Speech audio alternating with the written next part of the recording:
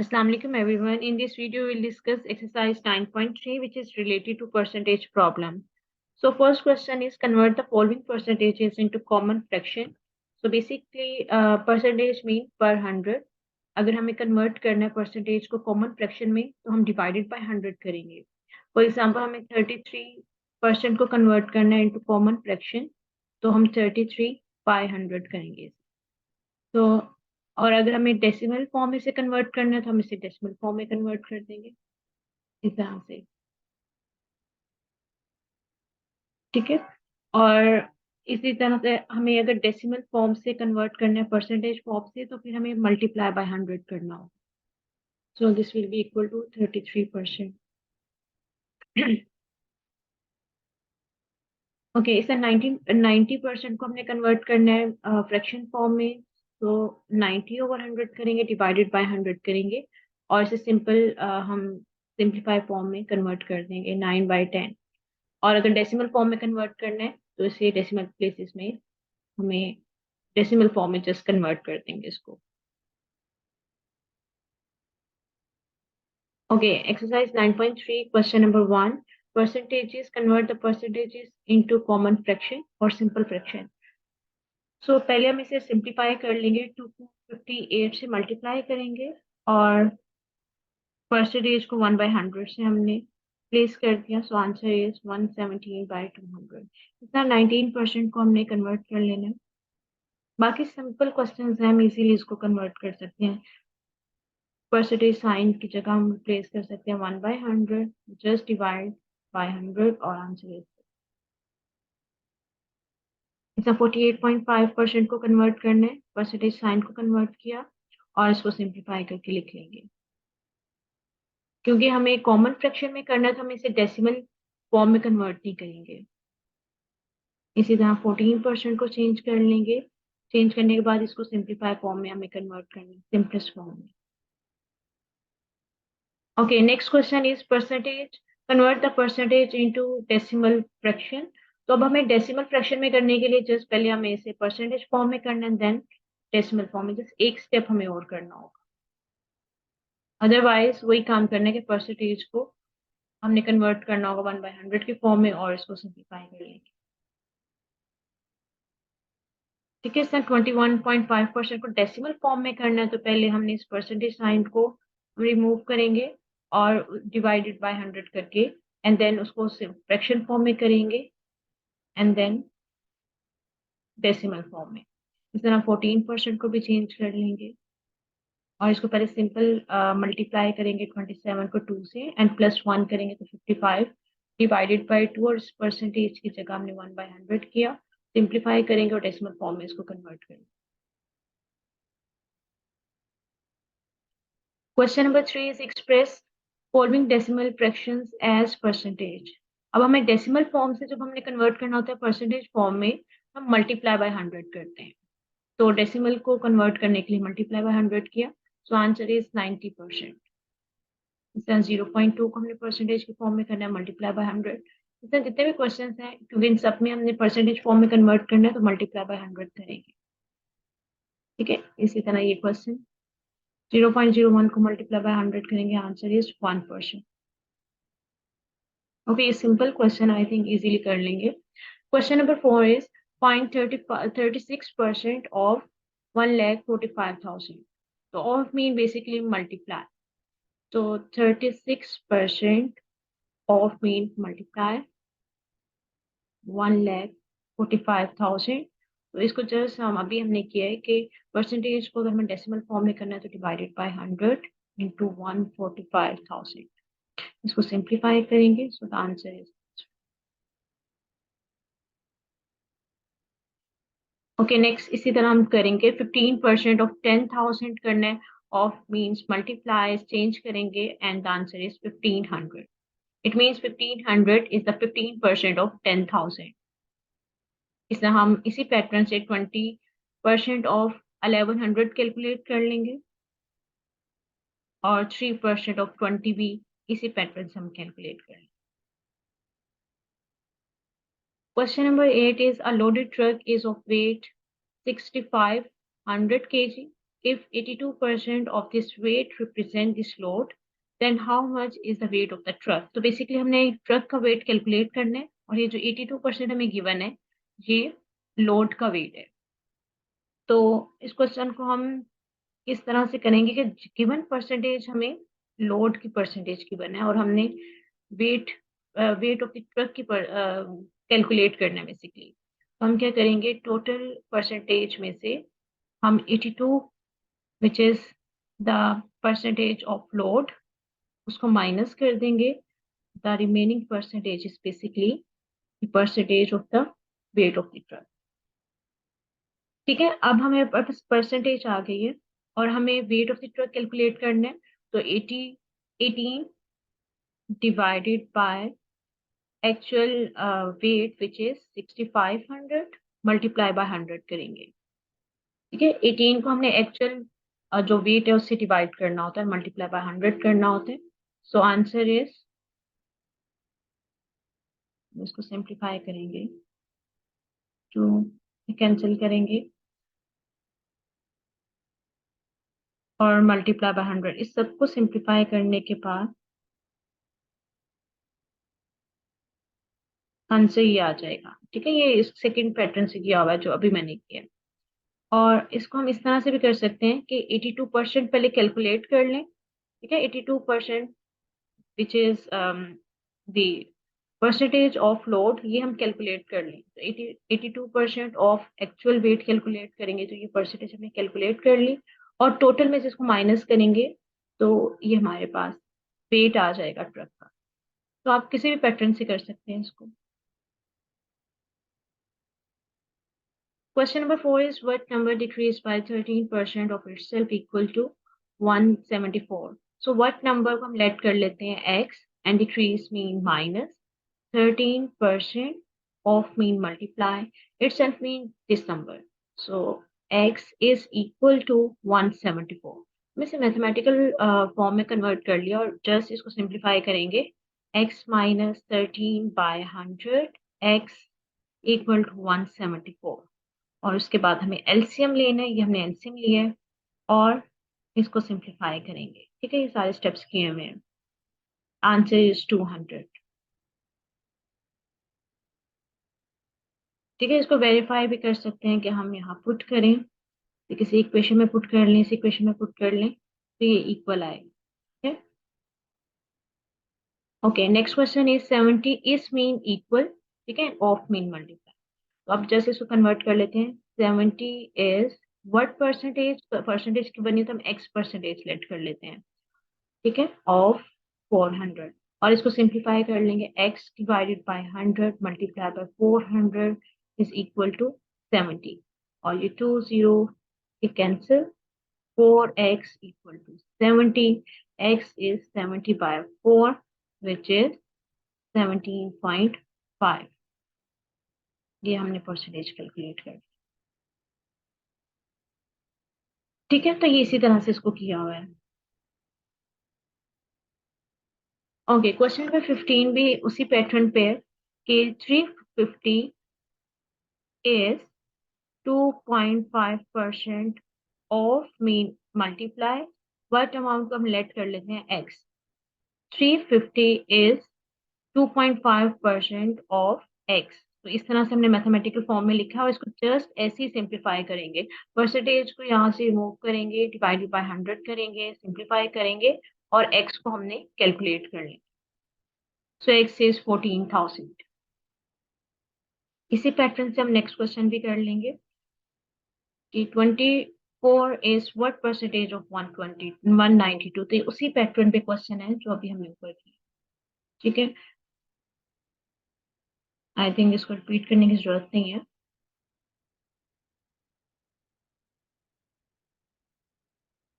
Okay, 35 is what percentage of 175। Again ये same question है कि इसको हमने इक्वल से, ठीक है, रिप्लेस किया है एंड ऑफ को मल्टीप्लाई से और इसको सिंप्लीफाई करके हमने एक्स कैलकुलेट कर लिया विच इज 20%।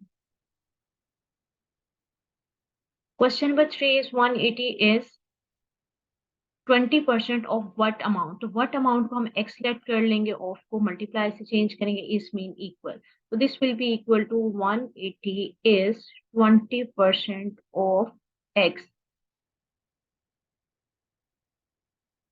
ठीक है, और इसको ये सिंप्लीफाई कर लेंगे, परसेंटेज को रिमूव किया, डिवाइडेड बाय 100 किया, और इसको सिंप्लीफाई करके हम एक्स कैलकुलेट कर लेंगे which is 900।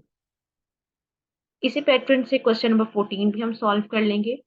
200 is 10% of what number को एक्स लेट कर लिया और इसको सिंप्लीफाई किया, एक्स हमने कैलकुलेट कर लिया।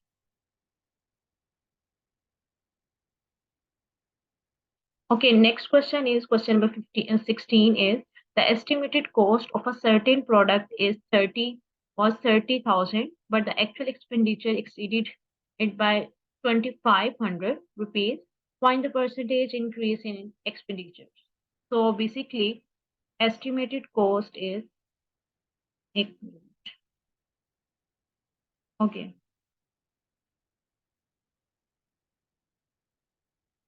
Estimated cost is 30,000 and additional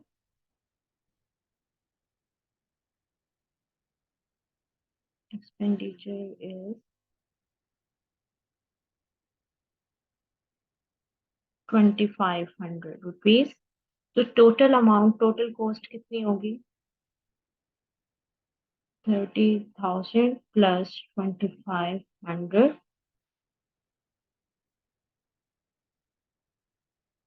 ठीक है, ये टोटल अमाउंट है। अब हमें कैलकुलेट करना है percentage increase in expenditure. So basically additional expenditure is 2,500 divided by total amount which is 32500 multiply by 100 करेंगे तो ये परसेंटेज आएगी, percentage of increase in expenditures. ठीक है, तो ये हम इसको कैलकुलेट करके जो आंसर आएगा वो हमारे पास फाइनल आंसर होगा। ये यहाँ पे सॉल्व किया हुआ है, so which is 9.67। Okay, next question.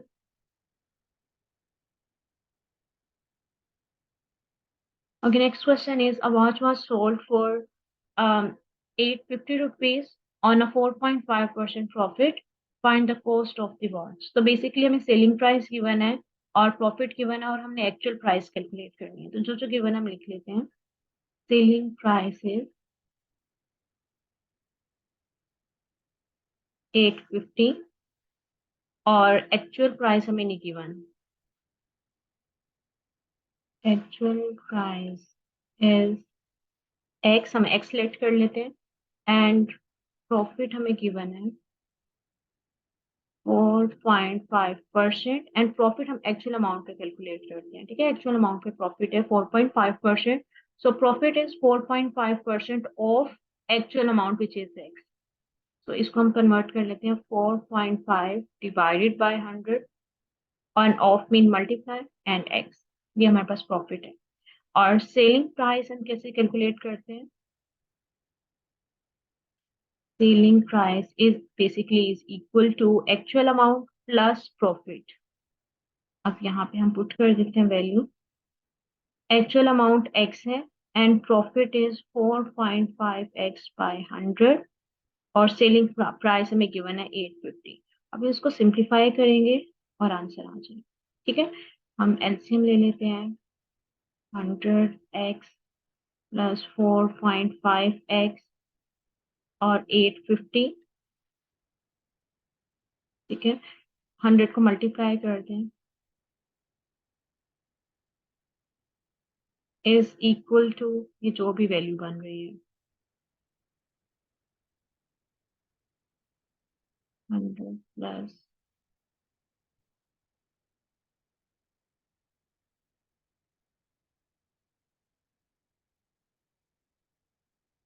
ठीक है, अब इसको डिवाइड कर दें तो x की वैल्यू आ जाएगी।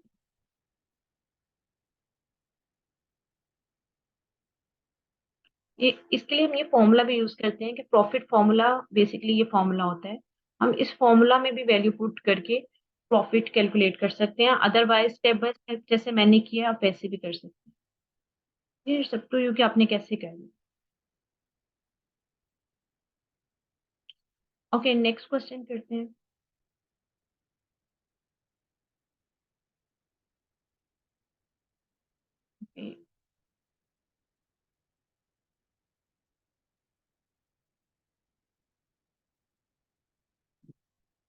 Next question is a TV set was sold on a profit of 20%. Find the selling price that cost actual cost is 4,000। अब हमें actual cost given है 4,000 और selling price हमें calculate करनी है and profit is 20%। So actual price हमें given है, actual price is 4,000 and selling price हमने calculate करनी है। ठीक है, इसको हम x let कर लेते हैं and profit given है, profit is 20%। एंड प्रॉफिट हम कैसे कैलकुलेट करते हैं?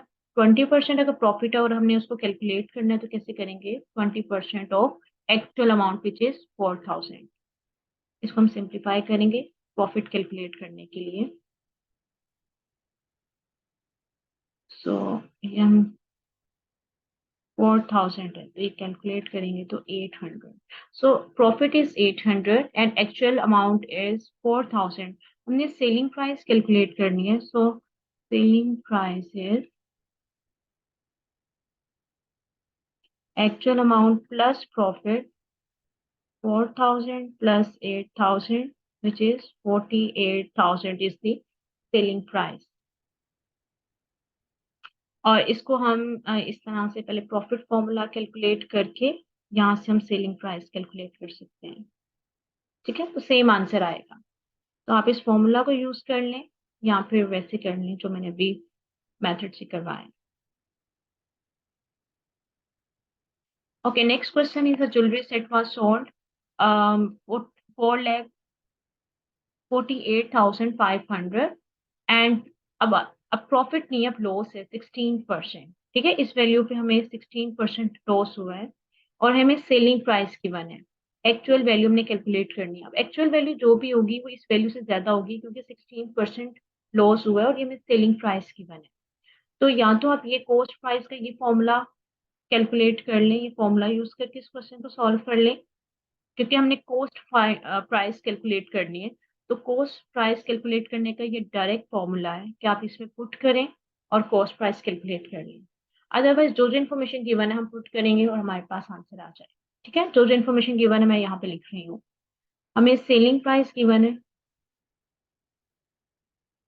सेलिंग प्राइस इज 48,500 और एक्चुअल प्राइस नहीं गिवन, हम उसे लेट कर लेते हैं कि वो एक्स है और हमें लॉस हुआ है 16%। अब हमें लॉस कैलकुलेट करना है तो 16% of actual value which is x. इसको हम करेंगे 16/100 इंटू एक्स। ये लॉस हमने कैलकुलेट कर लिया। अब हमें कैलकुलेट करनी है एक्चुअल प्राइस, तो हम वही फॉर्मूला यूज करेंगे कि selling price is equal to actual price minus, अब हमें लॉस हुआ है तो लॉस माइनस करेंगे एंड प्रॉफिट होगा तो वो हम ऐड करते हैं। तो हमें सेलिंग प्राइस गिवन है 48,500, एक्चुअल प्राइस x है and loss is this term. अब जस्ट हम इसे सिंप्लीफाई करेंगे तो हमारे पास वैल्यू आ जाएगी 100x minus 16x equal to this value. इसको सिंप्लीफाई करेंगे, ठीक है, ये मल्टीप्लाई कर दे 100 इधर तो ये होगा 4850,000 and this will be equal to 84x और हम 84 को डिवाइड करेंगे। ठीक है, तो यही आंसर आएगा। तो ये आप चेक भी कर सकते हैं कॉस्ट प्राइस यही होगी। तो इस तरह से कर लें या इस फॉर्मूला के थ्रू कर लें, दोनों तरह से ठीक है।